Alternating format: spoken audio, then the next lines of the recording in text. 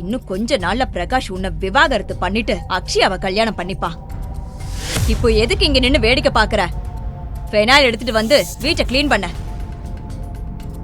4 வருஷமா என்ன பாட்டியாக்க முடியலன்னு உனக்கு வெக்கமா இல்லையா?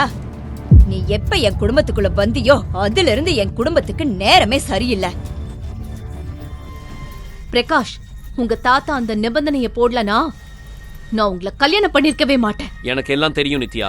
உன்ன மாதிரி குடிசையில வளர்ற பொண்ணுங்களுக்கு புத்தி எப்படி இருக்கும்னு எனக்கு நல்லாவே தெரியும். நித்யா, எதுக்கு சோப்பு தண்ணியை தரையில கொட்டி வச்சிருக்க? நான் இப்போ விழுந்திருப்பேன்.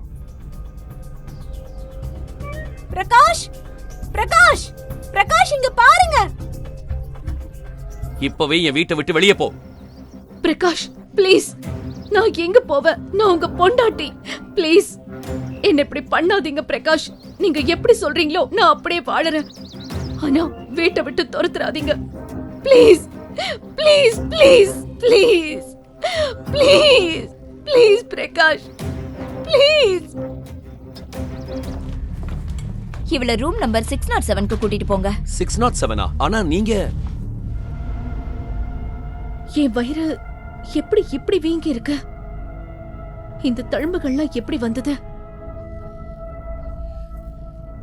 நேத்து நைட்டு என்ன நடந்தது எனக்கு எதுவுமே ஞாபகம் இல்லையே.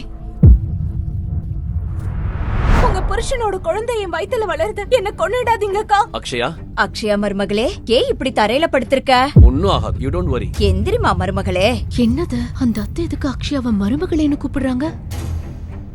பிரகாஷ், நான் தான் உங்க வைஃப். உங்க அம்மா எதுக்கு இவள இந்த வீட்டு மருமகன்னு சொல்றாங்க? என்னதெல்லாம்? அவன்கிட்ட ஏன் கேக்குற? நான் சொல்றேன் கேட்டுக்கோ. ஏன்னா நீ ஒரு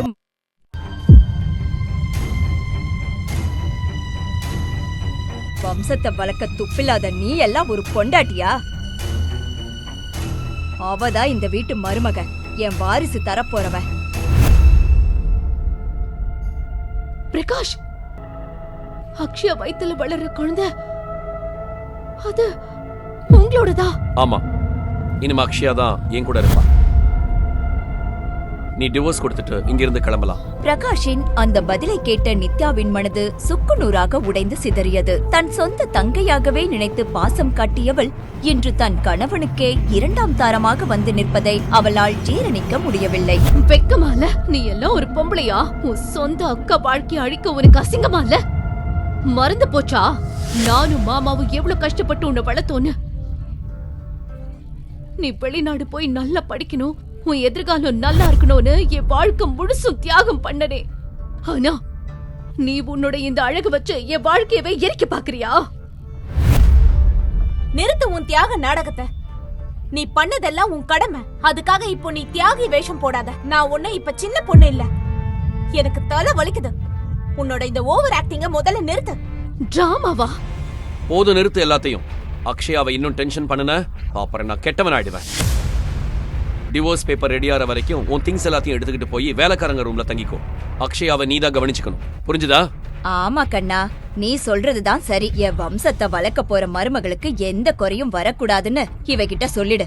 இல்லனா இவளை நான் சும்மா விட மாட்டேன். ஒரு பொண்ணா இருந்துட்டு இன்னொரு பொண்ணை இவ்ளோ கேவலமா எப்படி உங்களால பேச முடியுது? எனக்கு தாயாகிற தகுதி இல்லனா அதுக்கு IVF மாதிரி எவ்வளவோ வழி இருக்கு. அதுக்காக என் வாழ்க்கையை அழிக்க வேண்டிய அவசியம் இல்லையே. அத்தை, நீங்களும் ஒரு வாரிசு வேணும்னு ஆசைப்பட்டுதானே அக்ஷயா கூட சேர்ந்து இந்த மாதிரி பண்றீங்க. ஆனா நான் மனசார வேண்டிக்கிறேன், நீங்க எதிர்பார்க்கிற இந்த வாரிசு கனவு என்னைக்குமே நிறைவேறாது. போதும், நிறுத்து. ஒரு வார்த்தை பேசாத.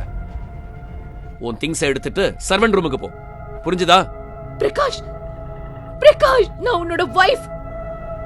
டிவோர்ஸ் ஆகிற வரைக்கும் தான் நீ என் வைஃப். வா போகலாம். பிரகாஷின் அலட்சியத்தை மௌனமாக ஏற்றுக்கொண்டு நித்யா தன் அறைக்குள் நுழைகிறாள். சிறு வயதிலிருந்தே அமைதி அவளுக்கு அடையாளமாகி போனது. நீண்ட நாட்களுக்கு முன்பே தாயை இழந்த நித்யாவை அந்த தாய்மையின் ஏக்கம் தெரியாமல் வளர்த்தவர் அவளுடைய மாமா. சென்னையின் ஒரு சிறிய அறையில் வறுமை வாட்டினாலும் பாசத்திற்கு மட்டும் குறைவிருக்கவில்லை. அங்குதான் தன் மாமா மகள் அக்ஷயாவுடன் வளர்ந்தாள் நித்யா. தன் படிப்பை தியாகம் செய்து நித்யாவை படிக்க வைத்த மாமாவின் தியாகத்திற்கு மத்தியில் அக்ஷயாவின் உருவில் ஒரு தீரா பகை வளர்ந்தது. இன்று நித்யாவின் புகுந்த வீட்டில் அவளை தன் கணவனிடமிருந்து பிரிக்கவும் அவமானப்படுத்தவும் அக்ஷயா விஷத்தனமான சதித்திட்டங்களை தீட்டி வருகிறாள். பிரகாஷ் பேபி, தொண்டை ரொம்ப காஞ்சு போயிருக்கு. நித்யா, போய் அக்ஷயாக்கு குடிக்க ஜூஸ் கொண்டு வா. அக்ஷயாவின் முகத்திரையை கிழித்து எறிய வேண்டும் என்ற ஆத்திரம் நித்யாவின் மனதிற்குள் எரிமலை போல பொங்கியது. ஆனால் அக்ஷயாவின் வயிற்றில் வளரும் அந்த உயிர் மற்றும் பிரகாஷின் கட்டுக்கடங்காத கோபத்தை நினைத்து பார்த்து நித்யா தன்னைத்தானே கட்டுப்படுத்திக் கொள்கிறாள். யாருக்கு இந்த ஜூஸ் எடுத்துட்டு போற? அத்தை, இது அக்ஷயாக்கு தான் எடுத்துட்டு போறேன். இதை இங்க வே. நீ இதை எடுத்துட்டு போக வேண்டாம். அந்த ஜூஸ்ல ஏதாவது விஷத்தை கலந்து அவளை கொல்லவா? என் பேரை பிறக்கிறதுக்கு முன்னாடியே அவனை தீத்து கட்ட பாக்குறியா? தீனோ, எஸ் மேம். இந்த ஜூஸ கொண்டு போய் அக்ஷயா கிட்ட கொடு. அத்தை, நான் பிரகாஷ் மனசு ஜெயிக்க எவ்வளவோ ட்ரை பண்ணேன். ஆனா அவர் என் பக்கத்துல கூட வரல. இதுக்கு நான் என்ன பண்ண முடியும்? நீ ஒரு படிக்காத முட்டாள். உன்னையெல்லாம் என் வீட்டு நாய் கூட நெருங்காது. உனக்கு அழகுனா என்ன, நாகரிகம்னா என்னன்னு தெரியுமா? உன் தங்கச்சிய பார்த்து ஏதாவது கத்துக்கோ. என் மாமனாருக்கு உன்கிட்ட என்ன பிடிச்சதுன்னு தெரியல. என் மகன் வாழ்க்கைய வீணடிச்சிட்டாரு. படிக்காத தற்குறிய கூட்டிட்டு வந்து இந்த அரண்மனையில உட்கார வச்சுட்டாரு. போதும். இன்னும் கொஞ்ச நாள்ல பிரகாஷ் உன்னை விவாகரத்து பண்ணிட்டு அக்ஷயாவை கல்யாணம் பண்ணிப்பா. இப்போ எதுக்கு இங்க நின்னு வேடிக்கை பாக்குற? ஃபெனாயில் எடுத்துட்டு வந்து வீட்டை கிளீன் பண்ண. வீடு முழுவதையும் துடைத்து சுத்தம் செய்து களைப்பு ஒரு புறம் இருந்தாலும் எப்படியாவது பிரகாஷிடம் பேசிவிட வேண்டும் என்று அவன் அறைக்குள் நுழைகிறாள். தன் மனதிற்குள் தைரியத்தை வரவழைத்துக் கொண்டு அவனிடம் பேசத் தொடங்குகிறாள். பிரகாஷ், உங்களுக்கும் எனக்கும் இடையில இருக்கிற ரகசியம் உங்களுக்கு நல்லாவே தெரியும். அதையும் மீறி நீங்க அக்ஷயாவை கல்யாணம் பண்ணிக்க போறீங்களா? நீ அப்படி நினைச்சா இங்கிருந்து கிளம்பலாம். உன்னோட தந்திரத்தால எதையாவது சாதிக்கலாம் நினைச்சா அது நடக்காது. நீ நினைக்கிறது நடக்க நான் விட மாட்டேன். தந்திரமா? பிரகாஷ், உங்க தாத்தா அந்த நிபந்தனையை போடலனா நான் உங்களை கல்யாணம் பண்ணிருக்கவே மாட்டேன். எனக்கு எல்லாம் தெரியும் நித்யா. உன்ன மாதிரி குடிசையில வளர்ற பொண்ணுங்களுக்கு புத்தி எப்படி இருக்கும்னு எனக்கு நல்லாவே தெரியும். நித்யாவின் வார்த்தைகளில் இருந்த நியாயத்தை புரிந்து கொள்ள மறுத்த பிரகாஷ் கோபத்தோடு அறையை விட்டு வெளியேறினான். நித்யா வழக்கமாக படுக்கும் படுக்கை இன்று அவளுடைய தங்கை அக்ஷயா ஆதிக்கத்துடன் படுத்திருந்தாள். எரியும் நெருப்பில் எண்ணெய் ஊற்றுவது போல அக்ஷயா ஒரு கொடூரமான திட்டத்தை தீட்டினாள். இப்ப இருக்கு உண்மையான கச்சேரி. நித்யா, எதுக்கு சோப்பு தண்ணிய தரையில கொட்டி வச்சிருக்க? நான் இப்போ விழுந்திருப்பேன். பிரகாஷ், பிரகாஷ், பிரகாஷ், இங்க பாருங்க. பிரகாஷும் அவன் அம்மாவும் பதறிக்கொண்டு ஓடி வருகிறார்கள். பிரகாஷ், இவ என்ன தள்ளி விட்டு என் குழந்தைய அழிக்க பாக்குறா. பிரகாஷ், நான் தண்ணிய கொட்டல. வாய மூடு. எதிர்த்து பேசுறியா? அம்மா,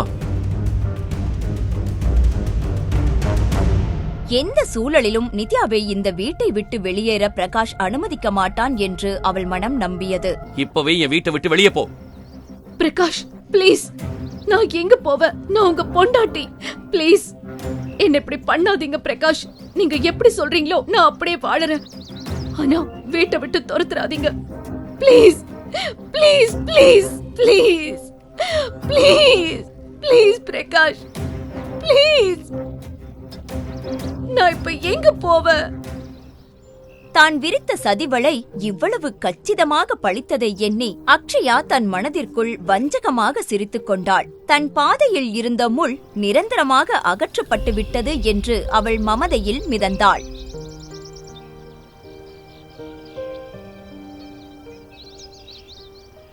சிறிது நேரத்தில் திடீரென ஒரு விலை உயர்ந்த காரின் ஹாரன் சத்தம் அங்கிருந்தவர்களின் கவனத்தை ஈர்த்தது. நித்யா அந்த ஆடம்பரமான ஆடி காரின் அருகே சென்றபோது உள்ளே இருந்த நபரைக் கண்டு திகைத்து நின்றாள். கார் கதவு அடைக்கப்பட்ட அடுத்த நொடி அந்த சொகுசு வாகனம் மின்னல் வேகத்தில் பறந்தது. கார் புறப்படும் போது உள்ளே இருந்தவரின் முகத்தை பார்த்த பிரகாஷிற்கும் வசுந்தராவிற்கும் அதிர்ச்சியில் காலடியில் இருந்து பூமி நழுவுவது போல் இருந்தது. யார் அது நித்யாவை அழைத்துச் சென்றது? நித்யா அக்ஷயாவின் கேள்விகளுக்கு பதிலளிப்பாளா? வந்தது அவளது விடிவெள்ளியா அல்லது அடுத்த சதிவளையா? நித்யாவிற்கும் பிரகாஷிற்கும் இடையிலான ரகசியத்தை அவள் வெளிப்படுத்துவாளா? காரில் இருந்த நபரை பார்த்ததும் நித்யா தேம்பி அழத் தொடங்கினாள். அது அவளுடைய தோழி ஜெனி. ஜெனி அவளை கட்டி அணைத்துக் கொண்டாள். அழாத நித்யா, உனக்கு நடந்த ஒவ்வொரு கொடுமைக்கும் நம்ம கண்டிப்பா பழி வாங்கணும். என்கிட்ட ஒரு சூப்பரான பிளான் இருக்கு. ஆனா அதுக்கு முன்னாடி எல்லாத்தையும் எனக்கு தெளிவா சொல்லு. எப்போதும் பிரகாசமாக மின்னும் நித்யாவின் கண்கள் இன்று அழுது அழுது வறண்டு போயிருந்தன. அவளது முகத்தில் அந்த வலி அப்படியே தெரிந்தது. சில நாட்களுக்கு முன்னால் அவள் வாழ்க்கையில் வீசிய அந்த புயலை அவள் நினைத்து பார்க்கிறாள்.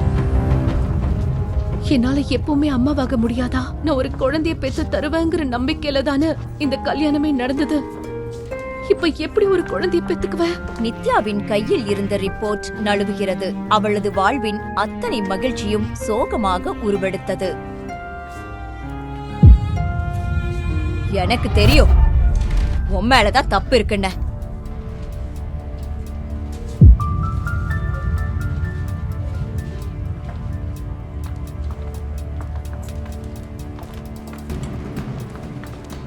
அதனாலதான் 4 வருஷமா உன்னால குழந்தை பெத்து தர முடியல. அத்தை ப்ளீஸ் வீட்டுக்கு போய் பேசிக்கலாம். ஏன் இங்க பேச வெக்கமா இருக்கா? 4 வருஷமா என்ன பாட்டியாக்க முடியலன்னு உனக்கு வெக்கமா இல்லையா? நீ எப்ப என் குடும்பத்துக்குள்ள வந்தியோ அதுல இருந்து என் குடும்பத்துக்கு நேரமே சரியில்லை. நித்யா தனது மாமியார் திட்டுவதை பொறுத்து கொண்டு அமைதியாக நின்றாள். நித்யா தனது கணவன் ஹாஸ்பிட்டல் காரிடரில் வருவதை கண்டாள். பிரகாஷ், பிரகாஷ், என்னோட ரிப்போர்ட்ஸ பாத்தியா? பிரகாஷ் அவளை உதறிவிட்டு எக்ஸைட்மென்ட்டுடன் தன் அம்மாவை நோக்கி ஓடுகிறான். அம்மா, ரிப்போர்ட் பாசிட்டிவ். அவள் மாமியாரின் கோபம் திடீரென்று சந்தோஷமாக மாறியது. கடவுளோட அருளால என்னோட கனவு நனவாக போகுது.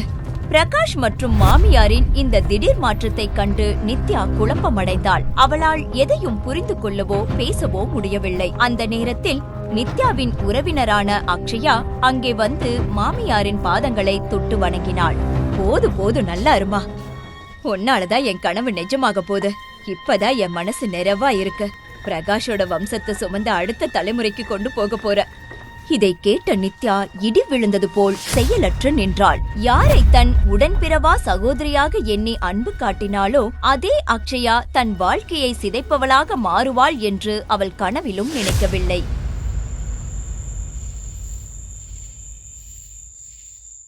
நீ மத்தத பத்தி சொல்றதுக்கு முன்னாடியே ஹாஸ்பிட்டல் ஸ்டாஃப் என்கிட்ட எல்லாம் சொல்லிட்டாங்க. உன் புகுந்த வீட்டு ஆளுங்களுக்கு என்ன பெரிய ஆளுங்கன்னு நினைப்பா? இப்பவே போலீஸ் ஸ்டேஷன் போலாம். ஜெனி, என் தலையெழுத்தை யாராலையும் மாத்த முடியாது. நான் முன்னாடியே சொன்னேன், பிரகாஷ் அவ்வளவு நல்லவ மாதிரி தெரியல என்ன. அதான் நான் இந்த நிலைமையில இருக்கேன். ஜெனி, நீ எப்பவும் சொல்லுவல்ல எல்லாம் மறந்துரும்னு. இன்னைக்கு என் கவலை எல்லாம் மறக்கணும். வா போலாம்.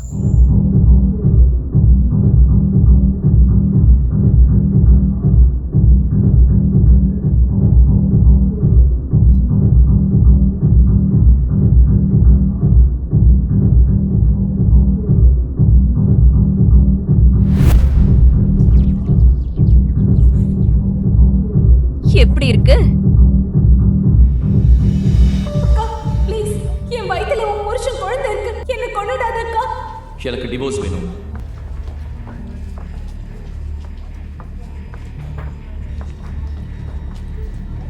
என்ன பண்ற? எவ்வளவுதான் குடிப்ப? வெயிட்டர், வெயிட்டர்,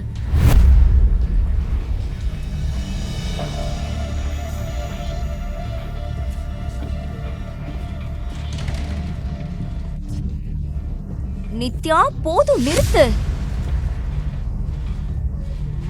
டேனி, நித்யா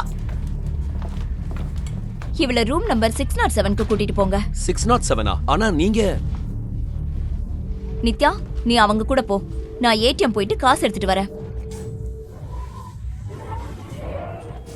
ஜெனியும் நித்யாவிற்கு எதிராக சதி செய்கிறாளோ என்ற ஐயம் எழுகிறது. அன்று இரவு நித்யா மதுவின் பிடியில் முற்றிலும் தன்னை இழந்திருந்தாள். போதையில் அவளது கண்கள் சொக்கி கால்கள் தள்ளாடின.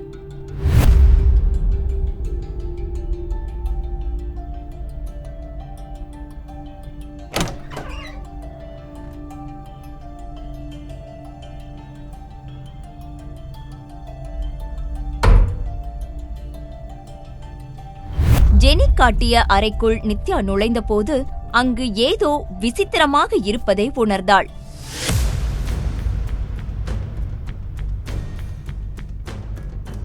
இருளில் ஒரு நிழல் தன்னை நெருங்கி வருவதைக் கண்டு அவள் உடல் நடுங்கியது.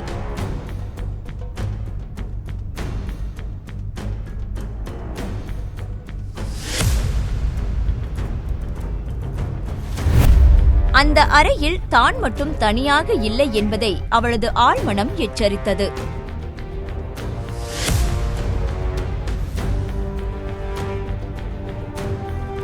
முதலில் ஒரு நிழலின் அசைவாக தெரிந்த அது திடீரென தரையில் ஒரு உருவமாக தோன்றியபோது நித்யாவின் இதயம் நின்றது.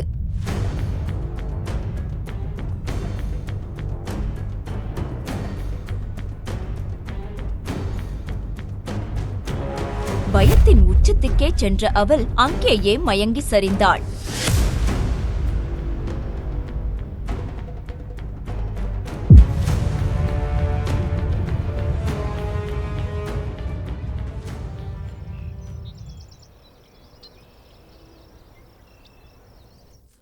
மறுநாள் காலை நித்யா விழித்தபோது அவளது தலை பாரமாக இருந்தது. நேற்று இரவு போதை அதிகமாக இருந்ததால் ஹோட்டல் அறைக்குள் நுழைந்த பிறகு என்ன நடந்தது என்பது அவளுக்கு நினைவில்லை. படுக்கை விரிப்பை நீக்கியது கூட நினைவில்லாத நிலையில் எழுந்திருக்க முயன்றபோது தன் வயிற்று பகுதியில் ஒரு கணத்தை உணர்ந்தாள். அவளது வயிறு உப்பி இருப்பதைக் கண்டு பேரதிர்ச்சி அடைந்தாள். கண்ணாடி முன் நின்ற நித்யாவின் உணர்வுகள் மரத்து போயின. அவளது தோள்களிலும் முதுகிலும் விசித்திரமான தழும்புகள் இருந்தன. அவளது கனவில் கூட நினைக்க முடியாத ஒன்று மிக மோசமாக அந்த இரவு நடந்திருக்கிறது. என் வயிறு எப்படி இப்படி வீங்கி இருக்கு? இந்த தழும்புகள்லாம் எப்படி வந்தது? நேத்து நைட்டு என்ன நடந்தது? எனக்கு எதுவுமே ஞாபகம் இல்லையே. ஒரே ராத்திரியில் நித்யா எப்படி கர்ப்பமானாள்? அவளுக்கு என்னதான் நடந்தது? அந்த தழும்புகள் எதை குறிக்கின்றன? ஜெனியும் இதில் சம்பந்தப்பட்டிருக்கிறாளா? நித்யா யோசித்து பார்க்கிறாள். ஆனால் அவள் நினைவில் எதுவுமே இல்லை. என் போன் எங்க? அவள் தன் போனை பார்த்தபோது ஜெனியிடம் இருந்து 45 மிஸ்டு கால்கள் வந்திருப்பதை கண்டாள். இதற்கிடையில் மீண்டும் அழைப்பு வந்தது. நித்யா, நீ எங்க இருக்க? நேத்து நைட்ல இருந்து உன்னதான் தேடிட்டு இருக்க. நான் ஐ திங்க் ஹோட்டல் ரூம்ல. ஒரு தடவை ஹோட்டல் ரூம் நம்பர் செக் பண்ணி சொல்லு.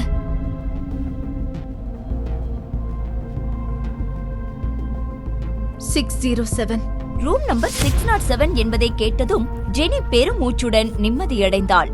சரி, ஓகே. வேகமாக நித்யா இருக்கும் இடத்திற்கு போனாள்.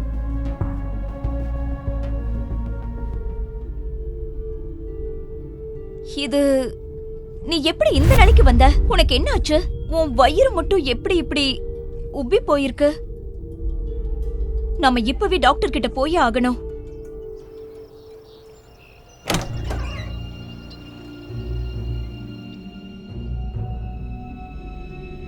ரிப்போர்ட் வந்துருச்சு. நீங்க 7 months பிரெக்னண்டா இருக்கீங்க. ஒரு புறம் நித்யா திகைப்பில் ஆழ்ந்து போயிருந்தாள். யாரும் தொடாமல் ஒரே இரவில் தான் எப்படி 7 மாத கர்ப்பிணியாக மாற முடியும் என்று அவள் வியப்புடன் எண்ணினாள். ஜெனி சொல்ல முடியாத சந்தோஷத்தில் திளைத்தாள். ஜெனி, ப்ளீஸ் சொல்லு, நேத்து நைட் அப்படி என்னதான் நடந்தது? நேத்து நைட் உனக்கு என்ன ஆச்சுன்னு நான் சொல்றேன். ஆனா என்கிட்ட ஒரு கண்டிஷன் இருக்கு. என்ன கண்டிஷன்? ஜெனியின் கண்டிஷனை கேட்டு நித்யா சொன்னாள். என்ன ஜெனி பேசுற? நேத்து நைட்டு நடந்த கொடூரமான உண்மையை சொல்லாம கண்டிஷன் போடுற? உன்னோட இந்த நிபந்தனையை என்னால ஒத்துக்கவே முடியாது. ஜென்னியின் அந்த நிபந்தனை என்னவாக இருக்கும்? நேற்று இரவு நடந்த உண்மையை நித்யா விரைவில் அறிந்து கொள்வாளா? நேற்று இரவு நடந்த உண்மையை நித்யா அறிந்து கொள்ள போராடி கொண்டிருக்கும் அதே வேளையில் மறுபுறம் பிரகாஷுடன் வந்த அக்ஷயா ஹாஸ்பிட்டலில் செக்அப் செய்து கொண்டிருக்கிறாள். அவள் ஒரு புதிய நாடகத்தை அரங்கேற்றிக் கொண்டிருந்தாள். எல்லாம் நல்லாதான் இருக்கு. இருந்தாலும் ஒரு நாள் மட்டும் இவங்க எங்க அப்சர்வேஷன்ல இருக்கட்டும். Okay, thank you doctor. நம்ம குழந்தைங்களுக்கு ஏதாவது ஆச்சுன்னா நான் செத்துருவேன். எனக்கு ரொம்ப பயமா இருக்கு. இல்ல நீ டென்ஷன் ஆகாத. நான் இருக்கிறப்போ அந்த நித்யாவால நம்ம குழந்தைய ஒண்ணும் பண்ண முடியாது. நீ டென்ஷன் ஆகாம இரு. பத்திரமா உன்னை பாத்துக்கோ. நான் உனக்கு குடிக்க ஜூஸ் கொண்டு வரேன். ஓகே?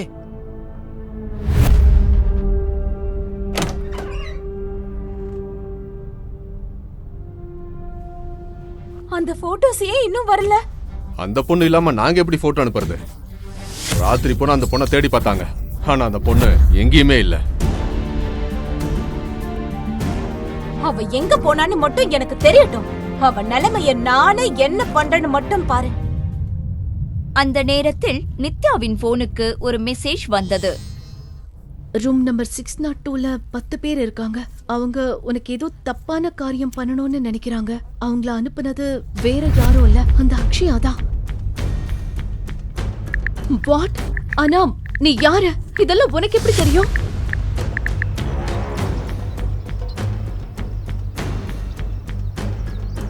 ஆமா, நேத்து ராத்திரி உன் கூட இருந்தது நான் தான். உன் வாழ்க்கையே இப்ப முழுசா மாறப்போகுது.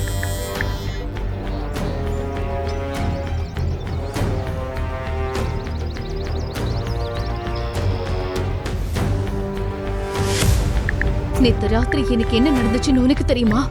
ஒரே ராத்திரியில நான் எப்படி 7 மாசம் கர்ப்பமான?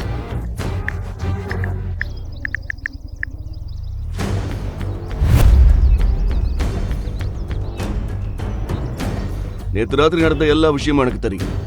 நீ எதுக்கு தயாரா இருந்தா மட்டும் எனக்கு போன் பண்ணு. உன் முடிவை நிதானமா யோசிச்சு சொல்லு. உனக்கு நடந்த எல்லா அநியாயத்துக்கும் நான் பழி வாங்குறேன். உன்னோட உரிமைகளை உனக்கு கண்டிப்பா மீட்டு தருவேன். இப்படிக்கு உன்னோட மிஸ்டர் ஷேடோ. யார் இந்த மிஸ்டர் ஷேடோ? நேத்து ராத்திரி என்னதான் நடந்துச்சு?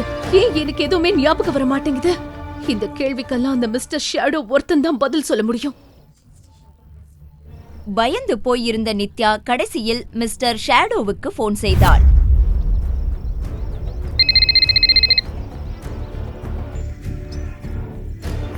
ஹலோ நித்யா, நீ எனக்கு போன் பண்ணுவேன்னு எனக்கு தெரியும். இப்ப சொல்லு, நீ என்ன முடிவு பண்ணிருக்க? முதல்ல நீ யாருன்னு சொல்லு. என்கிட்ட இருந்து உனக்கு என்ன வேணும்? எனக்கு நடந்த அநியாயத்துக்கு நீ ஏன் பழி வாங்கணும்னு நினைக்கிற? நீ என்னோட ஃப்ரெண்டா இல்ல எதிரியா? அத காலம் தான் சொல்லணும். ஆனா ஒண்ணு மட்டும் ஞாபகம் வச்சுக்கோ, இப்போதைக்கு உன்னோட ஒவ்வொரு எதிரியும் என்னோட எதிரி தான். உனக்கு நடந்த அநியாயத்துக்கு நான் பழி வாங்குற வரைக்கும். இந்த மிஸ்டர் ஷேடோ யாரு? அவன் உன்கிட்ட இருந்து என்ன எதிர்பார்க்கிறான்? மிஸ்டர் ஷேடோ ஏன் நித்யாவுக்கு நடந்த அநியாயத்திற்கு பழி வாங்க வேண்டும் என்று நினைக்கிறான்? அன்று இரவு என்ன நடந்தது என்று தெரிந்து கொள்வாளா? நித்யா ஒரே நாளில் எப்படி 7 மாசம் கர்ப்பம் தரிக்க முடியும்? இந்த சதி திட்டத்தில் ஜெனியின் பங்கு என்ன? அவள் விதித்த நிபந்தனைகள் என்ன? நித்யாவின் வாழ்க்கையில் அடுத்து நிகழப்போகும் திருப்பங்களை அறிய அடுத்த எபிசோடை தவறாமல் பாருங்கள். பாக்கெட் எஃப்எம்மின் அனைத்து எபிசோடுகளையும் கேட்க பாக்கெட் எஃப்எம் ஆப்பை டவுன்லோட் செய்யுங்கள். லிங்க் டிஸ்கிரிப்ஷனில் கொடுக்கப்பட்டுள்ளது.